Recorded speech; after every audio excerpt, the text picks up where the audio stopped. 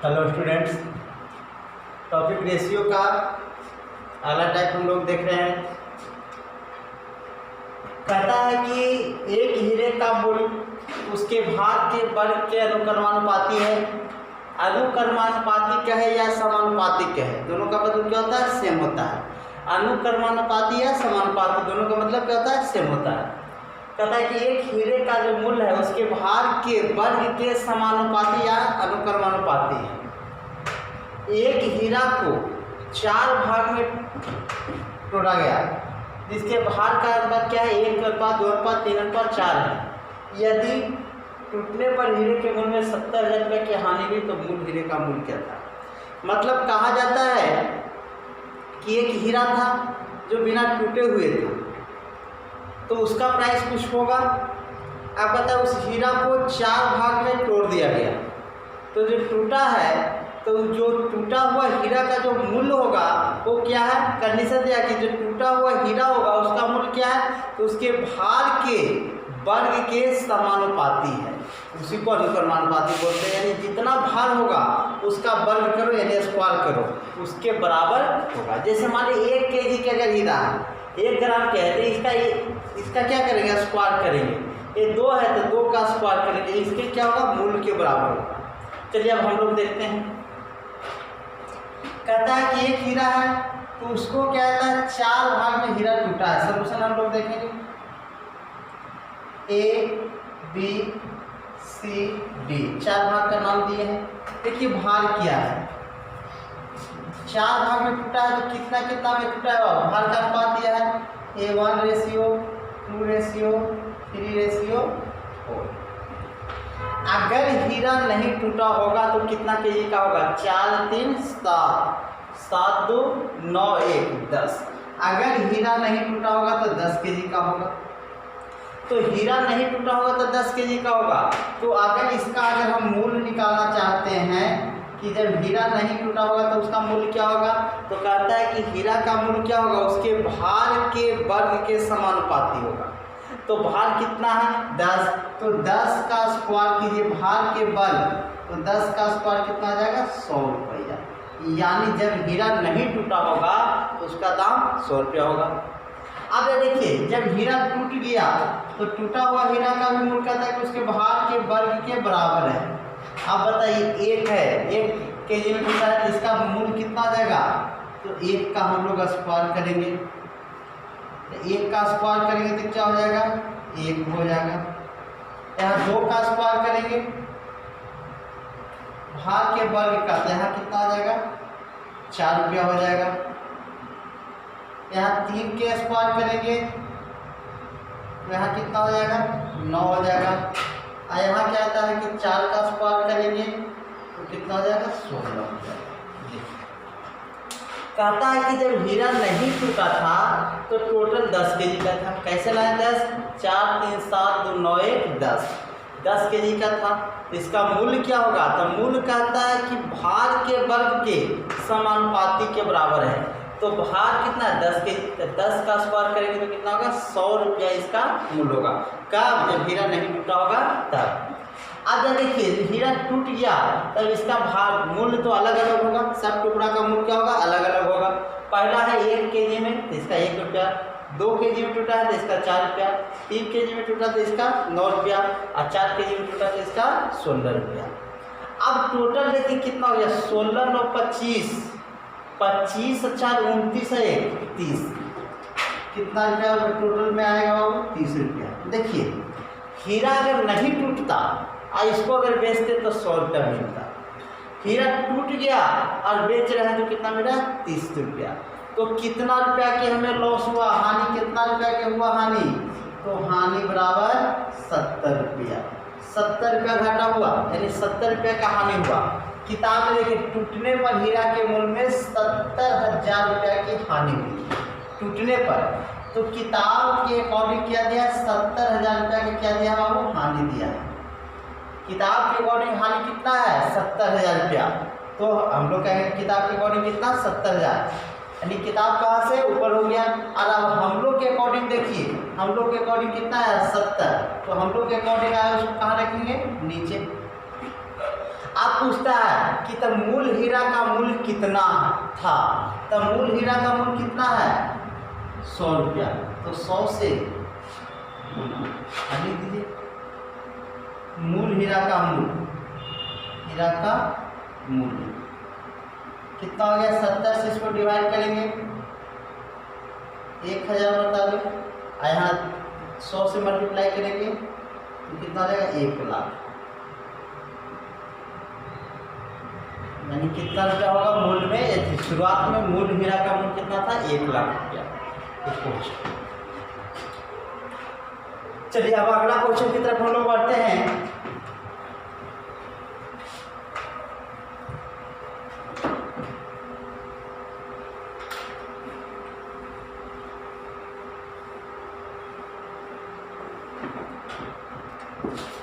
Question number 2।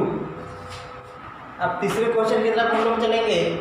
तीसरा question कहता है कि 3 कार द्वारा 1:2:3 के अनुपात में दूरी चला गया, अर्थात कह सकते हैं कि दूरी का रेशियो दिया है और समय का रेशियो दिया है और हम लोग को चाल निकालना है।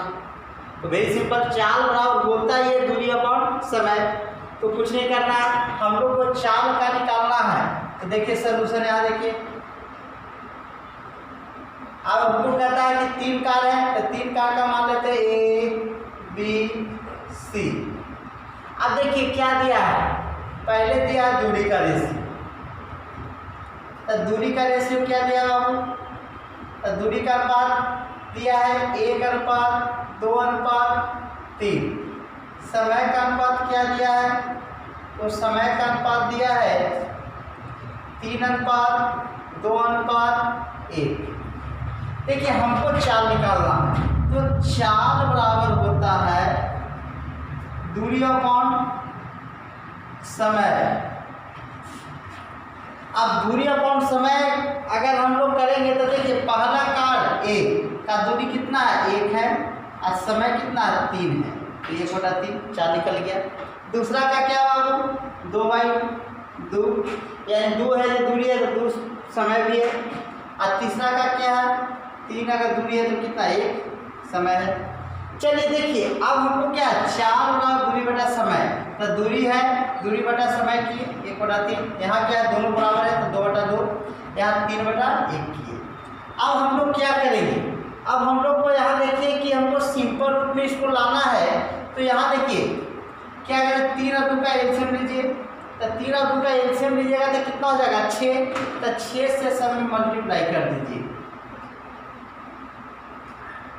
अब देखिए 3 दूनी 6, 2 3 6 और फिर कैंसिल हो जाएगा, ये क्या हो जाएगा 2:6:18, यही चाल का अनुपात आया। ठीक है, अब डायरेक्ट चाहते तो इतना में ही बनाते, इतना लिखने की कोई आवश्यकता नहीं था, इतना क्वेश्चन आपको दिया हुआ है। अब डायरेक्ट कहते क्या दूरी बटा समय, तो दूरी 1 किलोमीटर है तो समय क्या है 3 घंटा, 1/3।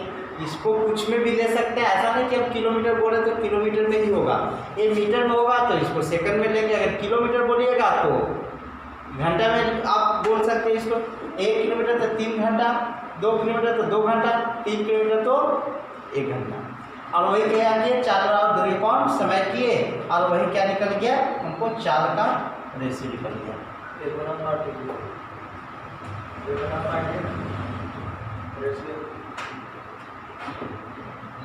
अब देखिए इसको क्या कहता है कि आप काट के छोटा कर दीजिए, तो 1:3:9।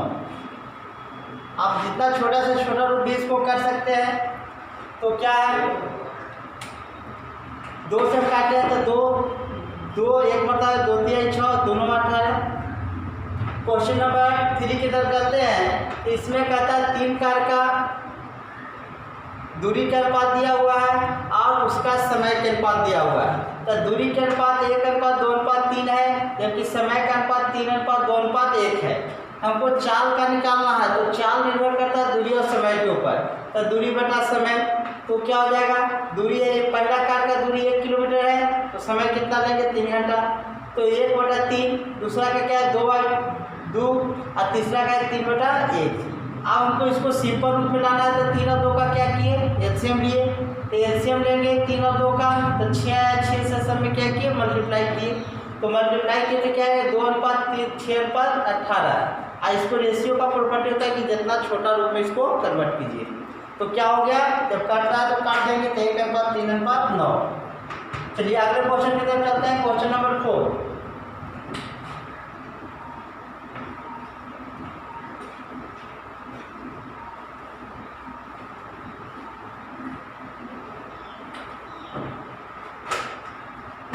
क्वेश्चन नंबर 4 की तरफ हम लोग बढ़ते हैं। क्वेश्चन नंबर 4 क्या है, कह रहा है कि संपूर्ण पृथ्वी पर थल और पानी का अनुपात 1:2 है। उत्तरी अर्धगोलार्ध पर यह अनुपात 2:3 है, तो दक्षिणी अर्धगोलार्ध पर यह अनुपात क्या होगा। काफी इंपॉर्टेंट क्वेश्चन है। चलिए इसका सलूशन हम लोग देखते हैं। कहता है कि संपूर्ण पृथ्वी पर जो है थल और पानी का अनुपात दिया है, संपूर्ण पृथ्वी पर कितना हुआ 1:2 है। जबकि उत्तरी गोलार्ध पर हम लोग का दिया है, उत्तरी गोलार्ध पर हम लोग का दिया है थल और पानी का अनुपात 2:3 दिया है। तो हम लोग इस क्वेश्चन को समझेंगे, संपूर्ण पृथ्वी 2 गोलार्धों से मिलकर बना है, उत्तरी गोलार्ध और दक्षिणी गोलार्ध। तो आधा में उत्तरी गोलार्ध होगा और आधा दक्षिणी गोलार्ध। अगर संपूर्ण पृथ्वी है तो इसमें आधा क्या होगा, ऊपर की ओर होगा उत्तरी गोलार्ध और नीचे हो जाएगा दक्षिणी गोलार्ध। अब क्या देखिए, कहता है कि संपूर्ण पृथ्वी क्या मतलब उसमें उत्तरी गोलार्ध भी आएगा और दक्षिणी गोलार्ध भी आएगा। ये हो गया संपूर्ण पृथ्वी। ये संपूर्ण पृथ्वी में आधा हो जाएगा उत्तरी गोलार्ध और आधा हो जाएगा दक्षिणी गोलार्ध। तो हम लोग को यहाँ इस प्रकार से सोचना है कि टोटल थल और पानी मिलाएंगे यहाँ तो कितना हो जाएगा 2 1 3, यहाँ कितना हो जाएगा 3 और 2 5। अब हम लोग को देखना है कि संपूर्ण पृथ्वी पर जो होगा वो अर्धगोलार्ध का क्या होगा, दुगना होगा। क्योंकि देखिए संपूर्ण पृथ्वी का मतलब उसमें 2 को सेम उत्तरी गोलार्ध और दक्षिणी गोलार्ध ऐसा ऐसा कितना जाएगा 2 को। तो इसका कहता है कि उत्तरी गोलार्ध जितना होगा उतना क्या है, दक्षिणी गोलार्ध आधा आधा होता है। अब कहता है कि संपूर्ण पृथ्वी जो होगा उत्तरी गोलार्ध का क्या होगा, डबल होगा। तब हम लोग को यहाँ पर सोचना है कि यहाँ कितना से मल्टीप्लाई करें कि यहाँ का क्या हो, उत्तरी गोलार्ध का ये दुगना हो। तो अगर यहाँ पर अगर हम लोग 3 से मल्टीप्लाई करेंगे और यहाँ 10 से मल्टीप्लाई करेंगे तो यहाँ क्या हो जाएगा 15 हो जाएगा और यहाँ क्या हो जाएगा 30। देखिए उत्तरी गोलार्ध का हमें दुगना करना था संपूर्ण पृथ्वी, हो गया कि नहीं। लेकिन अब क्या करना है, यहाँ 10 से मल्टीप्लाई किया, 3 से किए हैं। तो 10 से किए तो जितना भी रेशियो का टर्म होता है वो सब में करेंगे। तो देखिए ऊपर 2 टर्म है, तो बताइए 10 में 1 से करेंगे तो 10 हो जाएगा, 10 दूनी 20। यहाँ हमने किया 3 से, तो दोनों टर्म में कीजिए, तो 3 से कीजिएगा तो क्या होगा 3 दूनी 6 और 3 तिहाई 9। अब क्या देखिए, अगर संपूर्ण पृथ्वी में से उत्तरी गोलार्ध को आप घटा देते हैं तो क्या बचेगा, दक्षिणी गोलार्ध।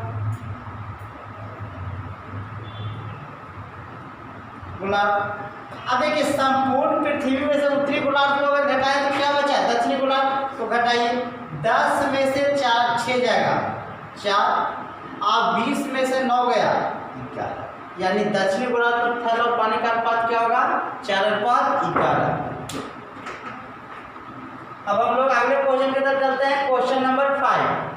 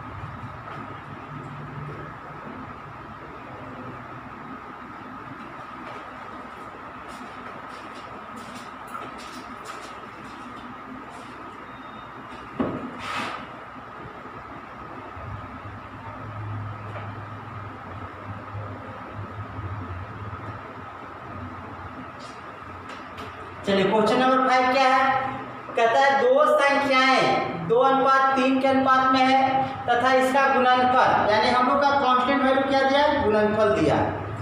चलिए अब तो इसका योगफल क्या होगा, हम लोग सॉल्यूशन देखते हैं। कांस्टेंट वैल्यू क्या दिया है हम लोग को, गुणनफल। तो क्वेश्चन के अकॉर्डिंग गुणनफल कितना है, 96। अब हम लोग के अकॉर्डिंग देखिए, अब हम लोग अपने अनुसार से निकालिए। दो संख्या 2 और 3 के रेशियो में दिया है, तो अगर ये दोनों को अगर हम लोग मल्टीप्लाई करेंगे तो 2 × 3 क्या होगा, 6।